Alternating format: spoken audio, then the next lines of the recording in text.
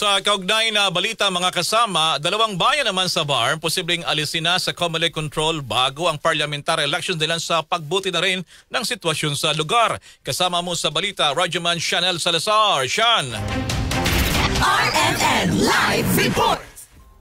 Kaaralan na ng Commission on Elections na alisin ang kontrol sa mga bayan ng Buluan, Maguindanao del Sur at Datoo din sinusuwat sa Maguindanao del Norte bago ang BARM parliamentary election sa Oktubre. Matatandang isinailalim sa COMELEC control ang dalawang lugar dahil sa mga insidente ng karahasan bago ang midterm election noong Mayo. Sa Bagong Pilipinas ngayon, sinabi ni COMELEC spokesperson John Rex Laudianco na bumubuti na ang sitwasyon ng peace and order sa dalawang bayan kaya posibleng alisin na ang COMELEC control doon.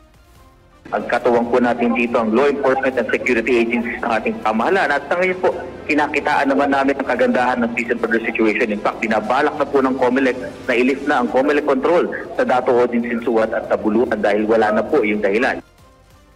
Ayon pa kay Laudianco, halos kompleto na rin ang mga paghahanda para sa halalan dahil sisimulan na ang pag-imprenta ng 2.15 milyon na balota sa August 24. Ilan pa anya sa mga nakalinya at natitirang preparasyon ng COMELEC ay ang training sa mga guro at deployment ng logistics sa BARM. Tiniyak na rin ng COMELEC ang matatag na supply ng kuryente sa araw ng halalan, gayon din ang seguridad at kaayusan sa rehiyon.